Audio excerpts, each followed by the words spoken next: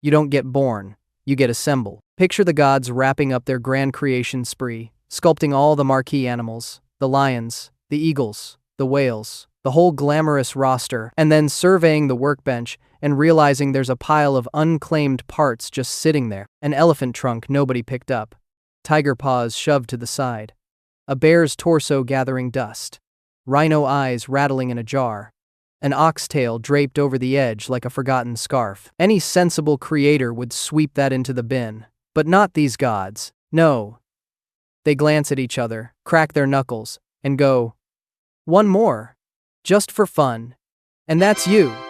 You're the divine junk drawer creature. The mythological B-sides compilation, the cosmic doggy bag that somehow ended up being one of the holiest beings in all of Japanese folklore. Welcome to existence. You're a Baku. Now, you'd think being stitched together from celestial spare parts would make you look absolutely horrifying, and honestly, yeah, it absolutely does. You've got the hulking torso of a bear, which gives you that thick, barrel-chested silhouette that says, "I could crush you, but I'm choosing not to."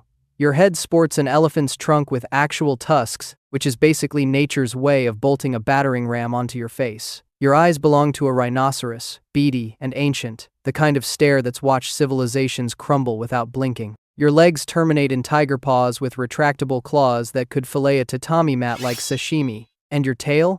Pure ox, swishing behind you like a furry metronome. You look like someone smashed randomize on a character creator, panicked, and just hit accept.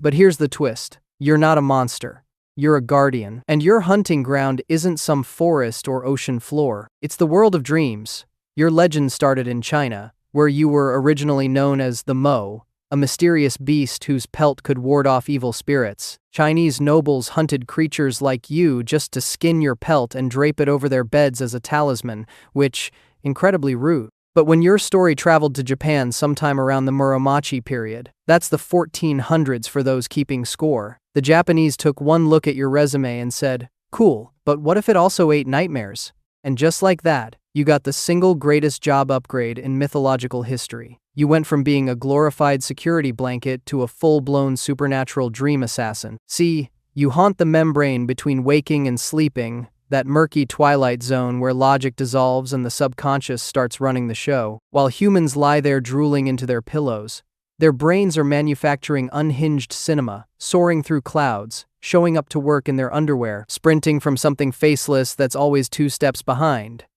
And that last one? That's your dinner. You feed exclusively on nightmares. Not the pleasant stuff, not the one about your childhood dog at some sunlit beach. No, you hunger for the dark material, the cold sweat, bolt upright, heart-hammering terrors that make people genuinely afraid to close their eyes again. To you, a nightmare tastes like an omakase meal at a Michelin-starred restaurant. The more gruesome, the more visceral, the more exquisite.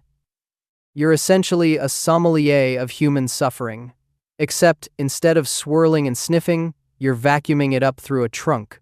But you don't just barge into people's dreams uninvited. You've got standards. You've got protocol. You're not some freelance sleep paralysis demon with no boundaries. In Japan, when a child jolts awake drenched in sweat from a nightmare, they know exactly what to do. They grip their blanket, squeeze their eyes shut, and whisper 3 times. "Baku-san, come eat my dream." 3 times. That's the magic number. That's your dinner bell.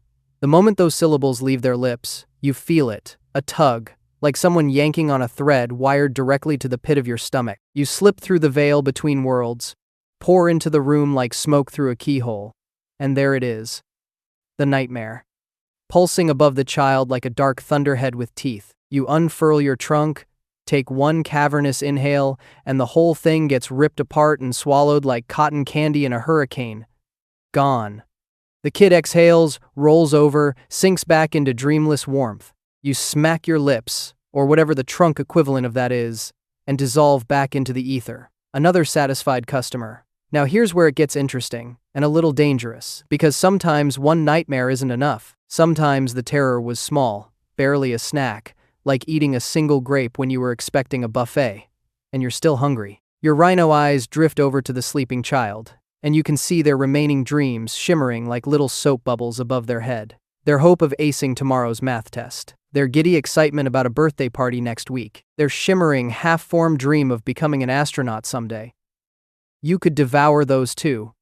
They're right there, drifting, defenseless, practically offering themselves up. And this is the moment that defines you. This is the Baku's eternal test. Because if you eat those dreams, those hopes, those desires, you'll leave that child completely hollow, empty. They'll wake up and feel nothing, no ambition, no joy, no reason to get out of bed. You'll have devoured everything that makes them alive on the inside.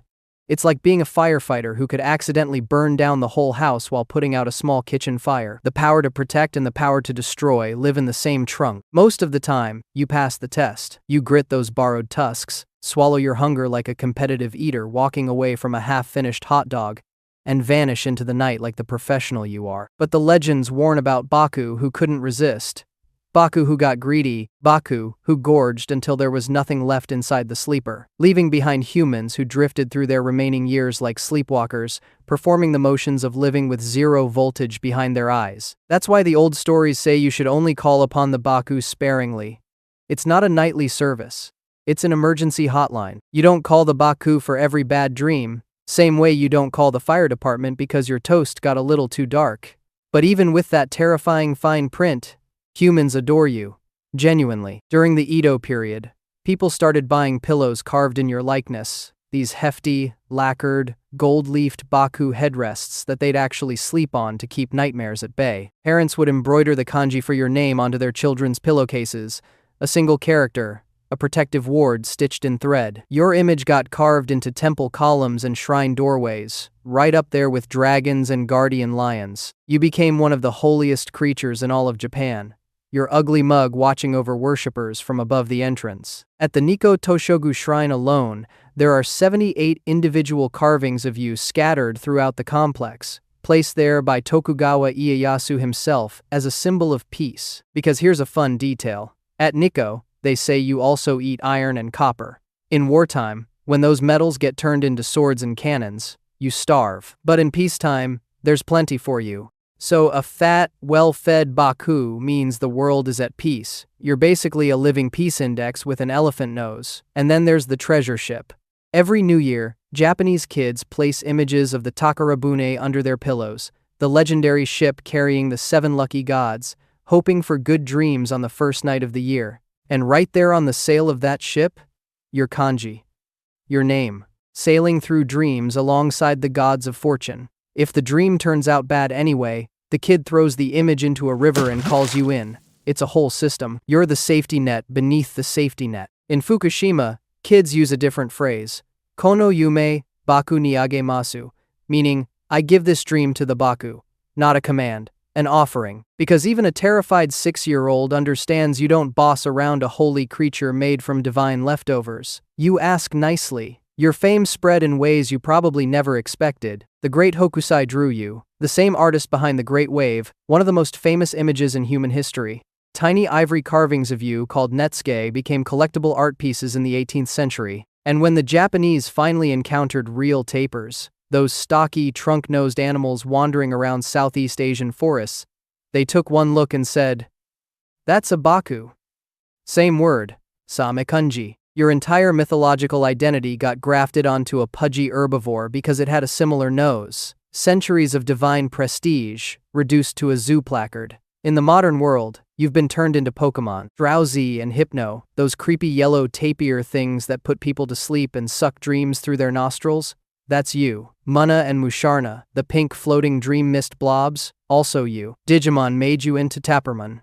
Yokai Watch turned you into a purple dream muncher that evolves at level 29. The Persona games let players recruit you as a demon. You've gone from divine leftover creature to pop culture icon without even trying. But, at the end of the day, when the games are turned off, and the lights go out, and some kid in Osaka is lying in bed at 2 in the morning with their heart racing because they just dreamed about something with too many teeth and not enough face, you're still there, waiting in the dark between worlds, listening for the words, "Baku-san, come eat my dream," 3 times. And honestly, for a creature built entirely out of spare parts by gods who were probably just trying to clean up their workshop, you turned out pretty incredible. You're a walking junk sculpture that became a sacred guardian of the human mind. You eat fear for breakfast. Literally. And the wildest part? You could eat everything. Every hope, every dream, every shred of ambition a person has. But you choose not to. You're a nightmare disposal unit with a moral compass. And that's honestly more self-control than most people show at an all-you-can-eat buffet.